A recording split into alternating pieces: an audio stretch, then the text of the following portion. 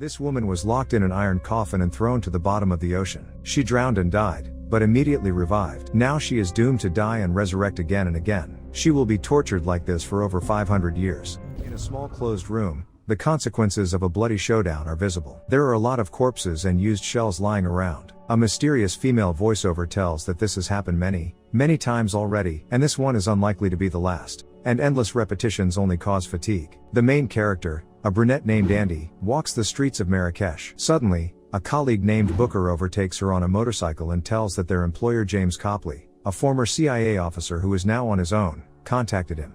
The case concerns a hostage situation in South Sudan. Andy reminds them that it's in their policy not to work twice for the same employer, as it's too risky. But still, she gives in, and agrees to go to the hotel to meet with the rest of her colleagues. When checking into the hotel, Booker names family business as the purpose of his visit. Meanwhile, the tourist girls next to Andy take a selfie and she realizes that she too was in the photo. Andy politely offers to take a picture of them, deftly deleting the unwanted photo from their smartphone. Longtime friends and colleagues named Joe and Nikki are waiting for them in one of the rooms of the hotel. They are obviously happy to see Booker and Andy after a long break. During the conversation, it becomes clear that Andy is their leader and she is clearly against their participation in the new task. But she promises to meet and talk with the employer. During the meeting, Copley's employer reveals that he left the CIA 2 years ago due to the death of his wife. Then he gets down to business and explains that militants attacked a school yesterday in South Sudan and took 17 children hostage. South Sudan has requested U.S. assistance, but the U.S. leadership has denied such operations to anyone who is not their strategic ally. But the CIA sometimes likes to break the rules, so they turn to James. According to him,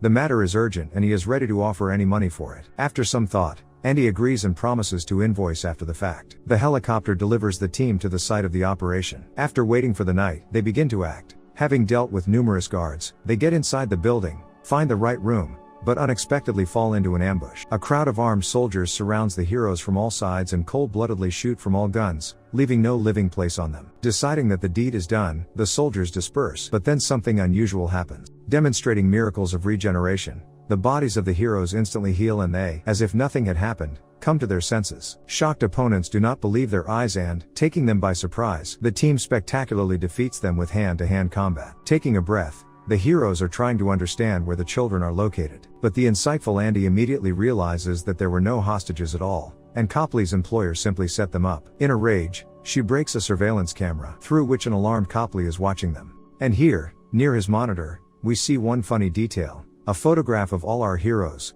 dated June 1864. In the middle of the desert, the heroes gradually move away from the failure of the operation and bury their belongings. Still in anger, Andy reproaches her colleagues for not listening to her intuition. Booker apologizes and admits that it's all on his conscience. Andy is sure that Copley and his people know who they are, and therefore by all means he must be found. And then everything can go to hell, because she no longer intends to continue with this line of work. Meanwhile, in the zone of the American military operation in Afghanistan, in one of the local settlements, U.S. Marines are conducting a raid in search of a particularly dangerous terrorist. Civilians are afraid to hand over the criminal, but one woman silently points out his whereabouts. During the assault, the terrorist is eliminated, but before his death, he manages to cut the throat of a military man named Neil Freeman. Having lost a lot of blood, she dies. Meanwhile, Andy, Booker, Joe and Nikki are trying to take a nap in a boxcar. And suddenly, all of them are simultaneously visited by a vision of the event that happened to Neil Freeman and how she comes to her senses already in the hospital. They try to determine what it was, but Andy is the leader for a reason, as she immediately guesses about a possible addition to their ranks. According to her, for about 200 years they have not found their own kind and, most likely, their new colleague is serving as a Marine in Afghanistan. Remembering themselves, Joe, Nikki and Booker imagine how bad and lonely she must be after her first return from the dead. They are also sure that if they dream of her, then she must also dream of them. Andy is very upset that such an important event happened at such an unfortunate time. She decides to go in search of the girl herself, and orders her colleagues to settle in a safe house in France. At an American military base in Afghanistan, 2 colleagues decide to visit Neil in the hospital. On the way, one of them tells how she was sure that she was dead. Entering the ward, the friends see that the slightly confused Neil is sitting on the bed as if nothing had happened, and there is not a hint of a former injury left on her neck. The girl jokes that she probably just had skin transplanted from her ass. Next, we move to London for an investment conference, where James Copley is also present. Stephen Merrick, head of the pharmaceutical company Merrick Pharmaceuticals, is delivering a speech on the subject of extending human life. After the event, Copley shows Merrick the very recording of the ambush, where the heroes miraculously come to life after a crushing execution. A stunned Merrick asks to urgently get the DNA of these phenomena, but Copley explains that it will not be easy. Meanwhile at the military base, rumors spread very quickly and Neil has already become a local star. Colleagues constantly look askance at her and see her off with their eyes. During training, a sergeant approaches the girl and orders her to get ready to fly to Germany for examination. Neil says that she is quite healthy, but the chief recalls the moment when even the dog tag was already removed from her. With the words that not every day one returns from the other world, the sergeant orders the girl to pack her things. 3 military men arrive to escort Neil to the plane, but Andy suddenly appears and deftly knocks them out. The frightened girl asks who she is and Andy introduces herself as Andromache of Scythia. After meeting her, she also knocks out Neil. Andy hijacks a military Hummer and loads Neil in the trunk. On the way, the girl comes to her senses, knocks out the trunk with her foot and falls out onto the road. Noticing this, Andy stops and chases Neil. She tries to run away, but Andy just shoots her in the head. The girl falls dead on the road, but little by little she begins to regenerate. Andy is outraged, remembering how long it takes the first time. Waking up, Neil realizes that she was killed again and she resurrected again. Andy orders her to get into the car, but the girl tries to resist and plunges a knife into her kidnapper's chest. Andy easily pulls out the blade and just throws it away. Shocked, Neil asks who she is, and Andy introduces herself as the head of a group of immortal warriors. And if Neil still needs answers to questions, then she should go with her. After some thought, the girl follows. They arrive at the guarded airfield of some Russian drug dealers and board a pre-arranged plane. Neil changes into civilian clothes while Andy finds a bottle of liquor. The girl asks how many others like her. Andy explains that there are only 4 of them and Neil is obliged to join them. After waiting for Andy to fall asleep, Neil ties her with a belt and makes the pilot turn around. At this moment, Andy wakes up, in Russian orders the pilot to pretend to be dead and shoots him with a pistol. The plane begins to fall and Neil is forced to untie Andy because she herself does not know how to fly the plane. As if nothing had happened, the pilot continues to fly the plane, while Andy deals with the rebellious girl, breaking her arms and legs. Having recovered, Neil assumes that her relatives, friends and colleagues will look for her, but Andy convinces her that, after what happened, only the fate of a guinea pig awaited her in the army. The heroes arrive at their abandoned safe house near the cemetery, where the others are waiting for them. At dinner, Neil is told that their team has been together for many years, and the last new one before her was found back in the time of Napoleon. They are predestined to always be together and therefore, when they are apart, they dream of each other. The girl asks if they are destined to live forever, but Andy remembers that once, one of them died. She does not understand why it happened, just that one moment their wounds can stop healing. In the middle of the night, Neil wakes up from a nightmare and reveals that she dreamed of a woman in a coffin underwater. Then she is told the story of the real heroine of her dream named Quinn, who was the first of those whom Andy found. Then there were only 2 of them. They wandered the world together and fought in numerous wars. Once in England they were accused of witchcraft, and in those troubled times, the punishment for it was the death penalty. But no matter how many times or in what way they were executed, they still survived, thereby proving their guilt. Then the church realized that together they were too powerful and decided to separate them forever. Quinn was placed in an iron coffin and thrown to the bottom of the ocean. Later, Andy escaped from prison and for 10 years tried to find the whereabouts of her friend, but she never succeeded. Since then, Andy has been living with a deep sense of guilt, because she should not have let this happen. For more than 500 years, her friend has been going crazy at the bottom of the ocean, constantly dying, resurrecting, and dying again.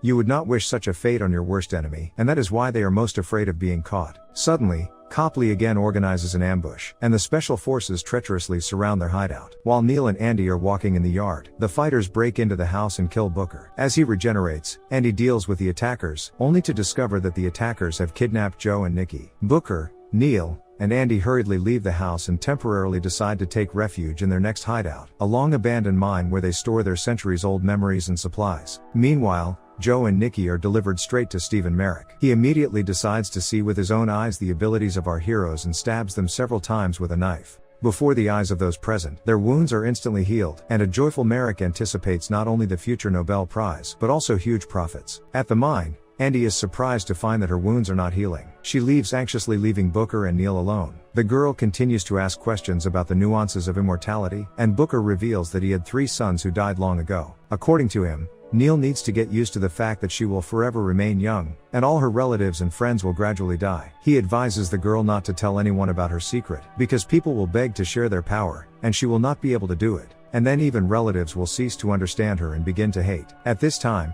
Andy visits the pharmacy and clumsily tries to pick up some medicine for herself. After all, Life did not prepare her for this. Confused, Andy asks the saleswoman to treat her wound, and she politely helps. Meanwhile, in Merrick's lab, Joe and Nikki are undergoing various research in an attempt to recreate their valuable DNA. Booker informs Andy that he may have found the location of their friends, and they immediately follow them to the London area. At the last moment, Neil refuses to be a member of the team, explaining that she does not want such a life and wants to return to his real family. Andy allows the girl to leave them and, together with Booker, goes to storm Copley's mansion. As soon as Andy finds Copley and tries to find out the whereabouts of Nikki and Joe from him, Booker treacherously shoots her in the back. Enraged, Andy realizes that Booker set them up, but he claims that he acted for their good, because Merrick can find a way to end the immortality of which she is so tired. But then Booker notices that Andy's wound is not healing and realizes that she is no longer immortal. At that moment, Merrick bursts into the room with his people, but Copley tries to explain to him that Andy has lost her gift and may not be able to endure his cruel studies. But Merrick's men knock out Copley, and Andy and Booker are taken to the lab.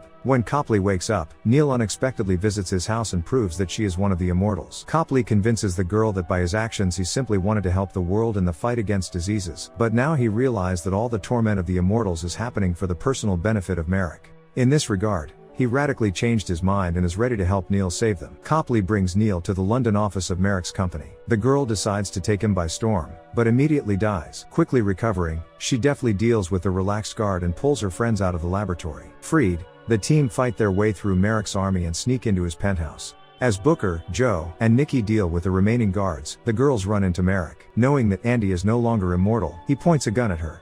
Saving her friend, Neil rushes at the bastard and falls out of the window of a skyscraper with him. Quickly arriving friends pull out the practically revived Neil from the broken car and leave together before the police arrive. As punishment for Booker's betrayal, the group forbids him from contacting them for 100 years. The rest of the group meets at Copley's mansion, who shows them an investigation map of their past missions and the benefits they have brought to the world. With a renewed faith in their destiny, the group instructs Copley to become the keeper of their secret, as well as to help them in every possible way in the future. 6 months later, a drunken Booker arrives at his Paris apartment, where he is surprised to meet the long-lost queen.